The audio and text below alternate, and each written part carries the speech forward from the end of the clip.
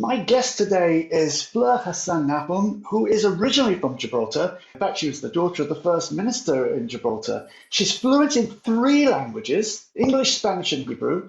She is a British barrister, and today here in Israel, Fleur serves as Deputy Mayor of Jerusalem in charge of foreign relations, international economic development, and tourism. Basically, she's Jerusalem's foreign minister. And I also found out today that she's the co-founder and founding member, obviously, of the UAE Israel Business Council. And boy, oh boy, has that become important recently. Fleur, welcome to the podcast, and thank you so much for your time. Lovely being here, Adam. Can I ask you, what does, I guess you're the official foreign minister of Jerusalem, actually do? Well, that's a great question. So the idea is that Jerusalem is an international city in every way. We're internationally, as a tourism destination, we're international as a business destination, as a cultural destination, and therefore we need a foreign affairs shop in the city. And that's what the mayor appointed me to do, and I was very, very privileged to accept the task, because I truly believe that Jerusalem can be so much more elevated. It's in its international status across the world. Our brand is a very strong brand, and we have to use it for the good of our residents here in the city. So I would guess that, like everywhere, the last 10 months has put a tremendous strain on those relationships and the visitors to the city. Well, absolutely. I mean, we are a city that is very reliant for our income on tourism, on international tourism. To be sure, so 20 to 30% of our indirect and direct income for the city comes from tourism, and the majority of our tourism is international tourism. So this year has been a very, very tough year in Jerusalem. We still haven't recovered, of course. And yes, one of my tasks as the tourism portfolio holder is to figure out how to help all those small businesses that are so reliant on international tourism and find a way to pivot, find a way for the city to be able to think of creative ways to help them. And as a result of that, I set up a tourism city municipal committee for the emergency crisis. And we've been meeting very regularly and have actually pushed forward. When we had the few months of opening, we've pushed forward very successful campaigns, which we just did last summer. Right, the internal tourism campaign, which I thought was very clever. I was criticized for that. How dare I say that Jerusalem is like being away in a foreign country? But that was exactly the idea. It was all the Israelis who weren't going to be going away in the summer to try and get them to come to Jerusalem. Right. Their internal tourism is not as big as you would expect. I mean, they go to Eilat, they go to the Dead Sea, but it's not as it is in countries where people take long weekends and visit cities like Jerusalem. So I thought that was really interesting, because it's the first big internal tourism campaign that I've ever seen here. Well, just to give you a comparison, 20% of our tourism was internal tourism and 80% was international tourism. And Eilat is the opposite. 80% is local tourism and 20% is international tourism. So our aim this summer was to try and lift up the local tourism. And that's why we did that campaign. It was very clever. So let's have something, a little bit of hope. It's the beginning of 2021. We're told that we've now had 1 million Israelis vaccinated. We're ahead of the game, the whole world. We're leading the world in vaccination. And pretty much saying that optimistically that by Pesach, by Passover, we're going to be able to have a Passover. Do you see that as sort of the point when the city opens up again to tourism? Well, I'm an optimist. I think that if you're a politician and you're not an optimist, you shouldn't be in the business of being in politics because you have nothing good to offer anybody. Yeah. I'm optimistic that once Israel has a critical mass of people vaccinated, we'll start opening our gates, not immediately and not wholly, but certainly, to different levels. People who have homes here, people who have family here, people who have children here on their gap years, people who up until now haven't been able to come for any reason, Those are the type of people that I assume will be the first to be able to get into the country. When the country will be fully fledged, open to all the foreign tourists, I don't know. That will depend really on the success of the vaccination campaigns in the different countries where they're coming from. So I think the green passport idea is a great idea to open everything up. Yeah. Once you have your vaccinations, you get this green passport, you can travel anywhere and you don't have to do any type of quarantine anywhere. I just had my first part of my vaccine. I look forward to my second part so that I can go and get my mom in Gibraltar. So, I think a lot of people like me are looking forward to that. Yes, it's really hard. So yeah, but the whole world's in this position. Yeah. So basically, as a result of this, a lot of the people listening won't have been to Jerusalem for a while, and so they won't see what we're seeing. But there are massive massive cross-city infrastructure developments taking place, roadworks and light rails and all these things. It's obviously a clear policy of the mayor to do this. Could you maybe outline what's going on and what the end point is, and really why we're doing this? Because it is a disruption. I think it's going to make a huge impact on the city. It's incredible. I agree with you. The Mayor Leon has made very clear that his agenda is about building up the city, about building more apartments so that they become more affordable for younger people to stay in the city. He is moving forward with infrastructural development that hasn't happened in years, and he's cleaned the city up. So all in all, I think that Mayor Leon proving to be a really fantastic mayor, a very practical mayor who's into building things up and not just talking about it. And what we're going to see is that in the next 3 to 5 years, we're going to have 2 more light rail lines. We're going to have massive high-story buildings in non-historical neighborhoods, of course, because keeping the integrity of the city and the character of Jerusalem is a big part of how we work in the city. And I believe that all this is going to create an incredible metropolis.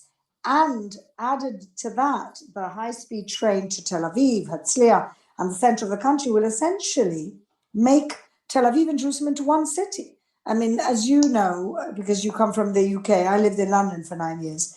London is such a big city that to get from one side to the other side, it could easily take you an hour.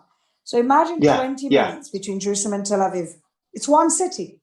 And so we're going to be seeing the prosperity that comes with all this infrastructural development. We're building in the entrance of the city, we're building essentially a Wall Street type area. And, we believe that build it and they will come. We have the Binyanei Hauma, which is the main conference center in the country, going through an incredible refurbishment, which means we're going to bring more conferences, more high-level conferences, and largely together with the entrance of the Samira, the type of Azrieli type, complexes. We will have lots of new business coming into the city, lots of new innovation, technology, as opposed to traditional banks and accounts. Jerusalem is going through an incredible spurt of growth. And Mayor Leon, during the corona, quite smartly has said, well, we're going to continue at high speed because actually we're not bothering anybody at the moment. Even though I know that there are a lot of disturbances in traffic, etc. But this really was a good time to kind of move forward and push forward. And we're going to see the fruit very soon. It's definitely, they've done a lot of work that we would have suffered through traffic, and there's been no traffic. Yeah. So yeah, I think he lucked out there, but I'm not complaining. So one second. So one of the things that they've done is he also leveraged it to do more. Right, fair enough. So the entrance to the city, which is right next to this new high-speed rail station and this new entire neighborhood that's built up around Binyanei Hauma, which is opposite the train station, the new train station, they're building a new entrance to the city. That's going to take, as I understand it, you'll be able to cross the city underground and come up in the south side of the city. The idea is that we're not going to clog up the entrance of the city with all the traffic going into the city.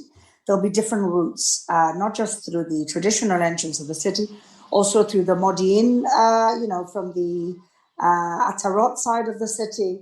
Right.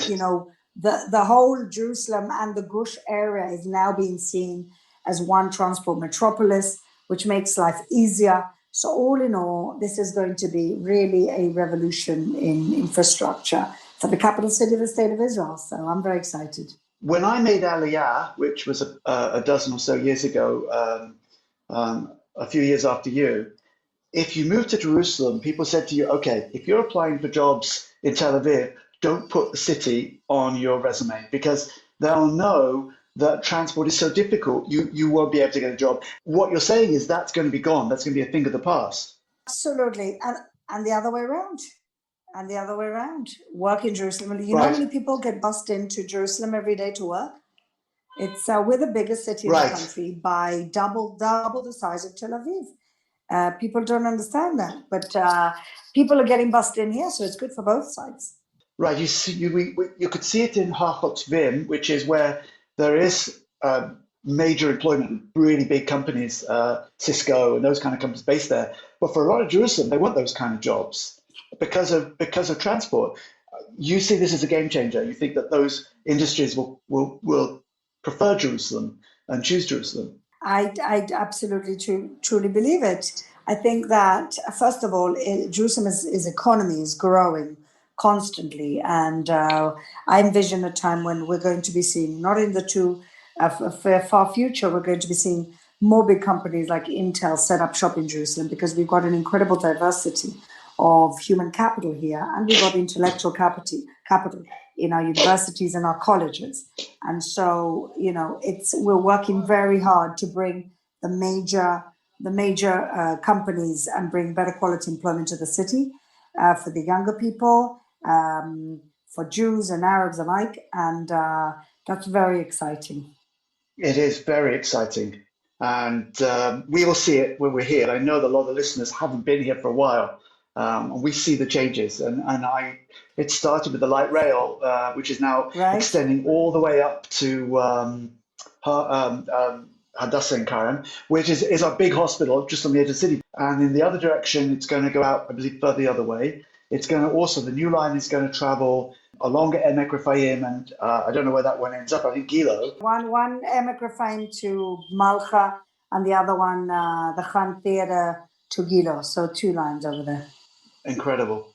I just wanted to ask you on a completely different subject. I said at the beginning of this that I didn't know about this, but you are the co-founder of the UAE Israel Business Council, and I believe you're also a podcast presenter of the Abraham Accords podcast. Is that right? That's right. I got my own podcast. That's I guess something I didn't see myself doing, but I'm really having a lot of fun. I have with my co-host Rob Curtis, who does a lot of podcast experience, and we've interviewed some really great people. We've had Aryeh Lightstone on the program, who's Ambassador Friedman's right-hand man and one of the architects of the whole Abraham Accords. We've had Michael Oren, who's a doctor, an ex-MK, ex-ambassador. We've had Loai Al-Sharif, who is a very prominent blogger in the UAE, originally Bahraini, and many, many more to come in 2021. We're very excited, and I'm really enjoying it, actually. Amazing. I don't want to blow my own trumpet, but I think I suggested you start the podcast about 3 years ago and you'd be really good at it. I'm glad you took my advice. Thank you, Adam. Fleur, thank you so much for spending the time with me this morning. I appreciate it. I think people will find this absolutely fascinating. And what I take away from it is that Jerusalem really is a city for people to be considering investing and living in a way that it wasn't maybe 5 years ago. Absolutely. Jerusalem is 11% of the population of the State of Israel, is the capital, not just of the State of Israel, but of the Jewish world, and is a top-level international city. So I welcome everybody to come visit, move here, or invest here. Fantastic. I couldn't agree with you more as a resident. I'm going to link your podcast below, wherever people find this, and recommend that everybody listen to it. Thank you so much. Thanks, Adam. And that brings us pretty much to the end of this week's edition. Thanks again to Deputy Mayor Fleur Hassan-Nahoum for taking the time to talk with us. I want to apologise for any sound issues during that recording, particularly at my end, and hopefully they didn't detract in any way from what the Deputy Mayor was saying. Also, thanks again for staying with us to the end. If you enjoyed this podcast, please subscribe wherever you're hearing it. And as always, a like, a share would be very much appreciated. It not only encourages us, but it lets platforms know that this is valuable content. And on the Israel Transfer Facebook and LinkedIn pages every Monday through Thursday, we post a short video analysing the daily Israeli shekel exchange rates and trends. So do check that out. If you need to buy and sell shekels, then please visit israeltransfer.com, where you can organise your money transfer to and from Israel via the homepage. You can also get in touch with the Israel Transfer team from there, as well as the Facebook page. And you can access a mine of information about Israel's financial system, buying property and investment in Israel in the Israel Transfer blog. I'll be back at the start of next week with another episode. And until then, have a great week. Enjoy the beginning of 2021.